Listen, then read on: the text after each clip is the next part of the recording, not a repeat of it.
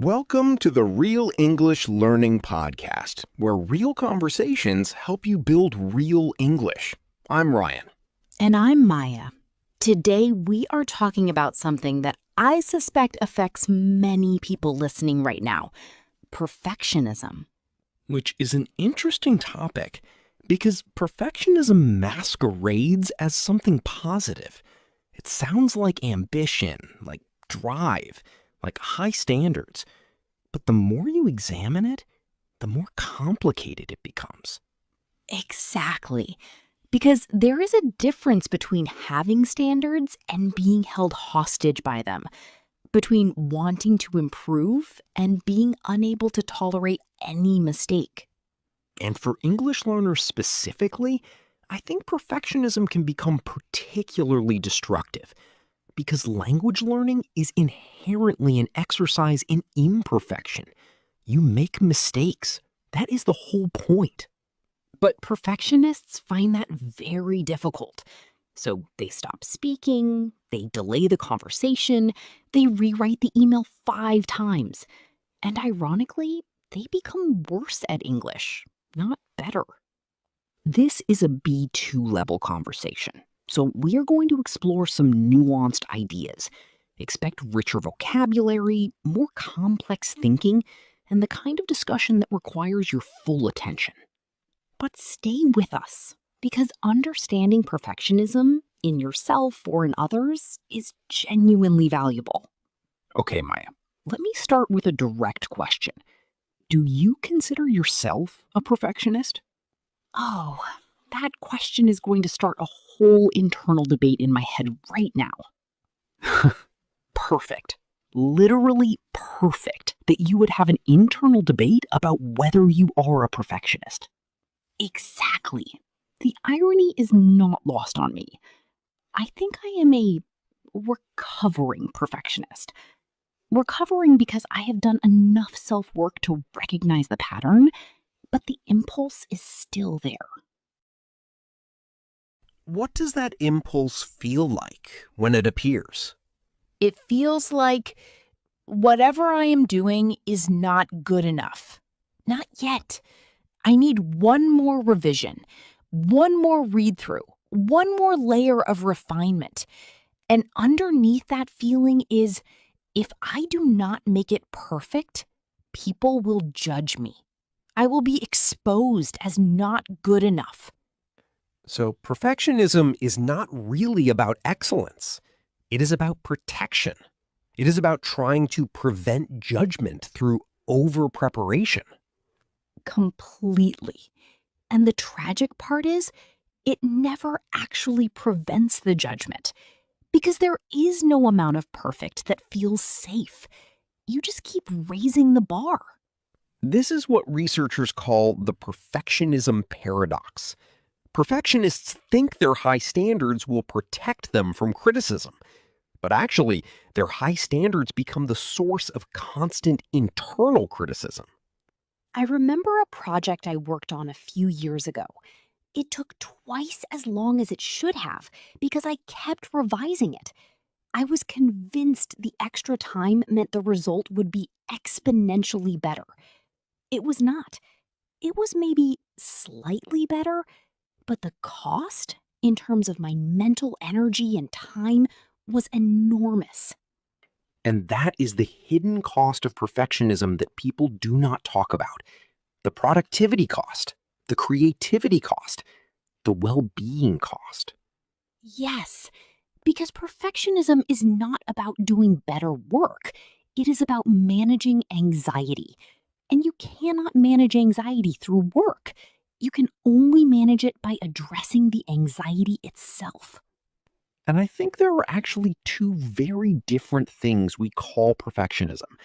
One is healthy perfectionism, having high standards, caring about quality, wanting to improve.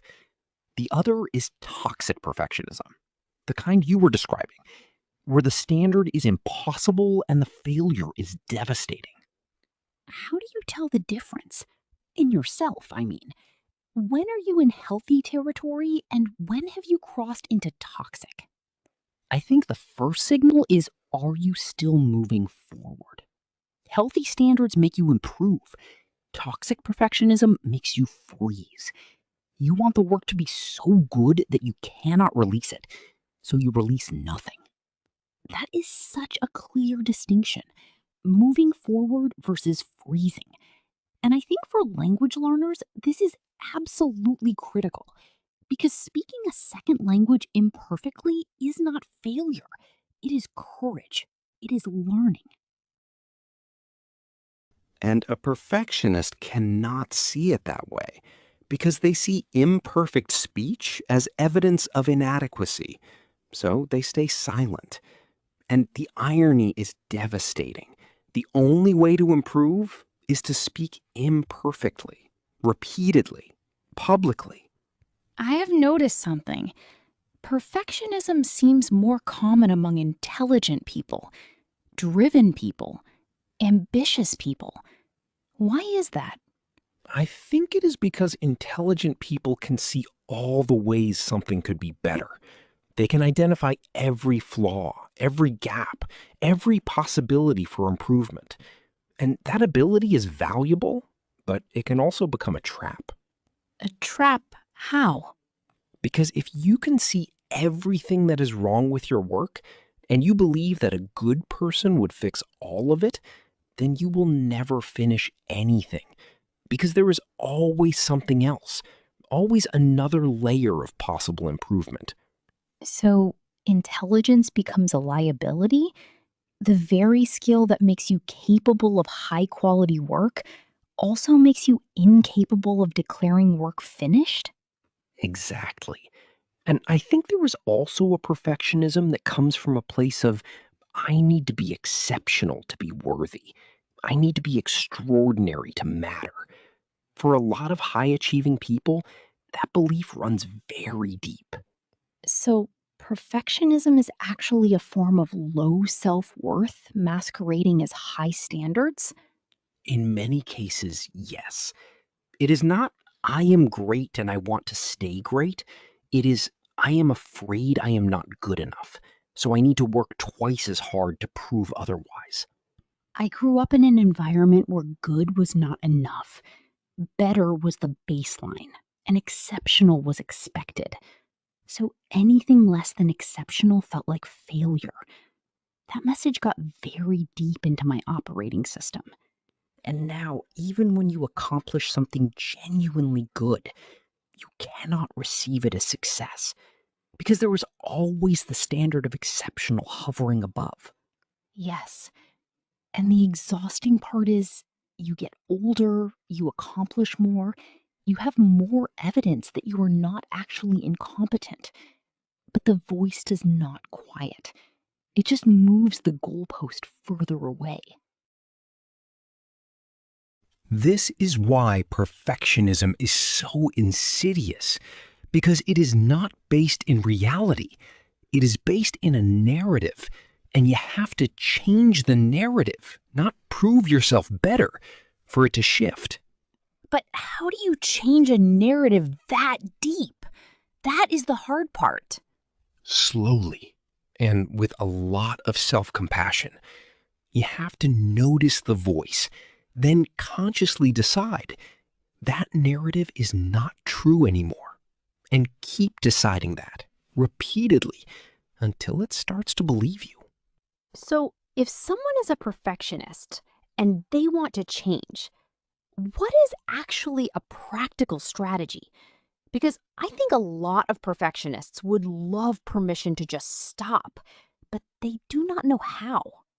The first thing is to give yourself explicit permission to do things badly, not mediocrely, badly, to deliberately create mediocre work and release it. That sounds like asking a perfectionist to eat a bowl of insects, very much against their nature.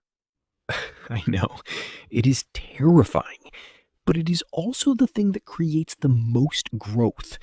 Because you discover when you do something badly and release it, nothing actually happens. The world does not end. People are usually fine with it.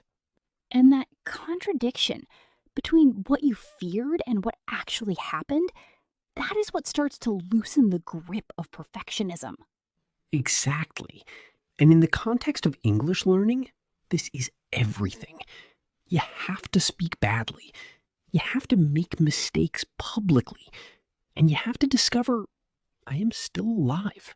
I am still okay. People still understand me, even if my grammar was not perfect. So the strategy is not to become a non-perfectionist.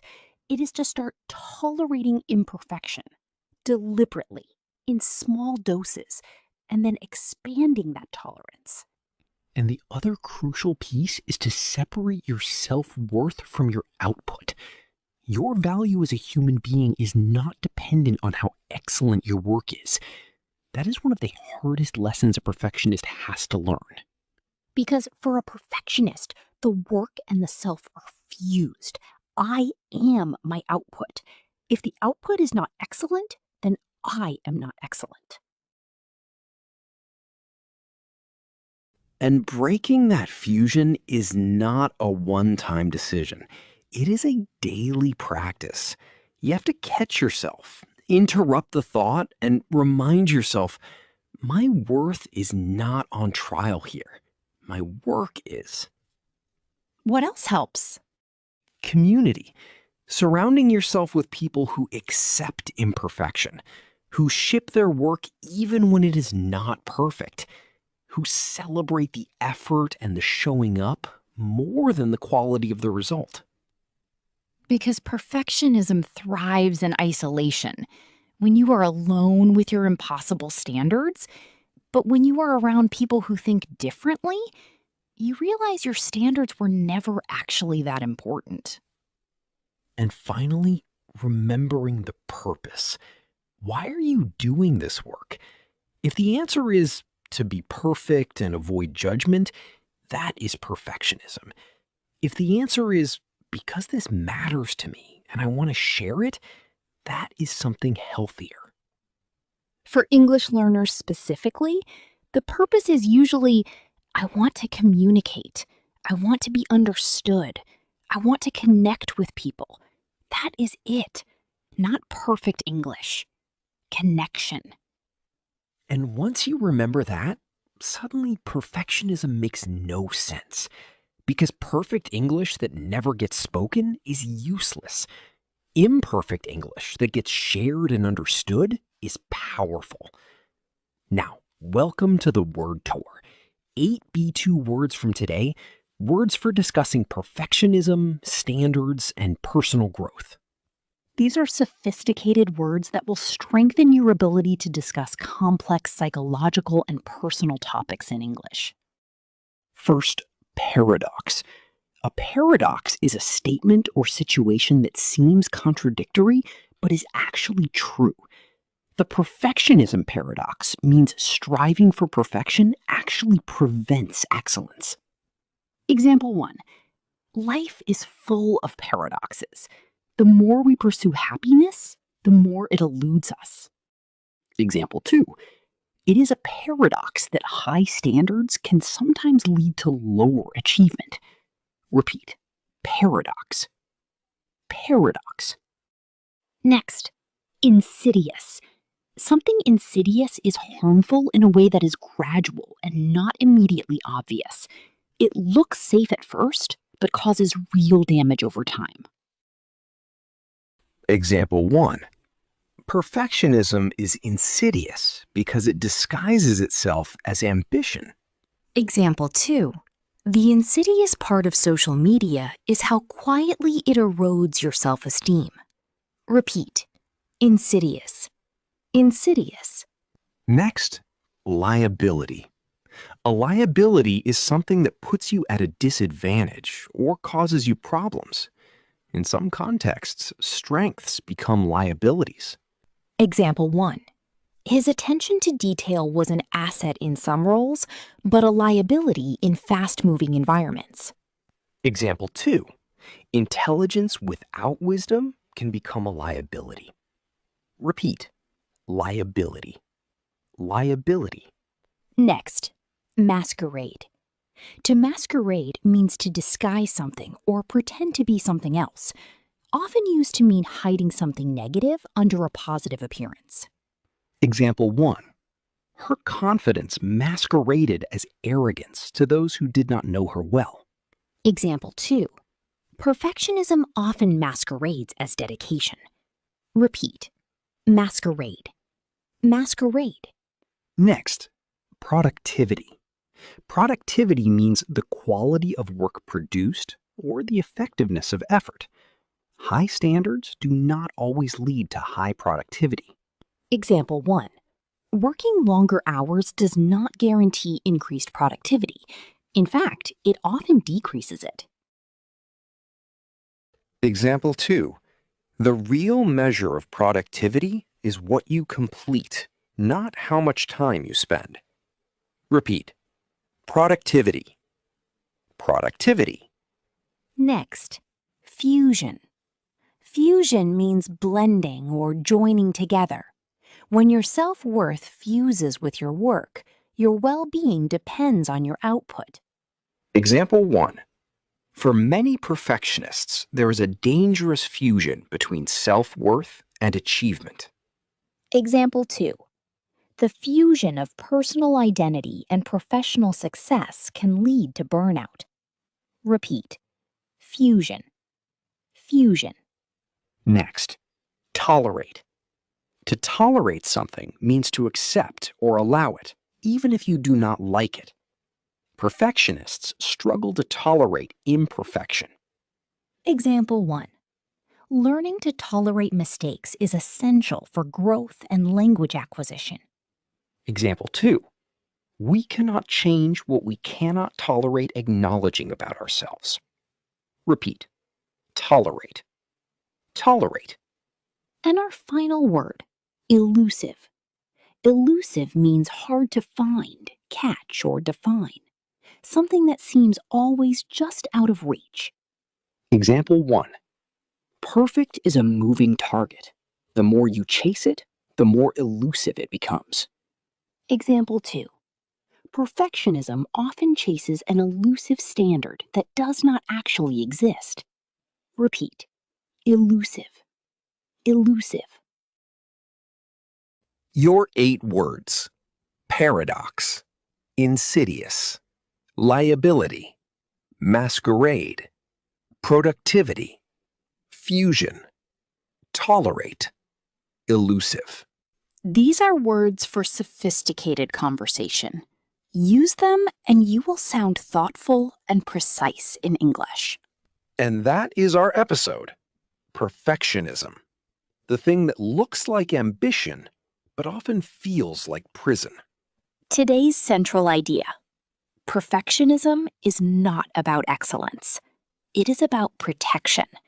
And you have to address the protection need before the standards shift.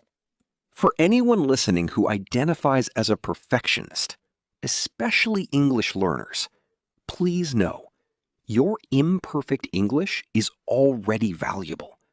Your willingness to speak, to fail, to try again, that is where the real growth lives, not in perfect sentences. Our comment question? Tell us, what is one thing you do perfectly? And what does that cost you? We would love to hear your reflection. Subscribe to the Real English Learning Podcast for thoughtful, intelligent conversations. Take care of your English. Take care of yourself. This is Maya. And this is Ryan. We will see you in the next podcast.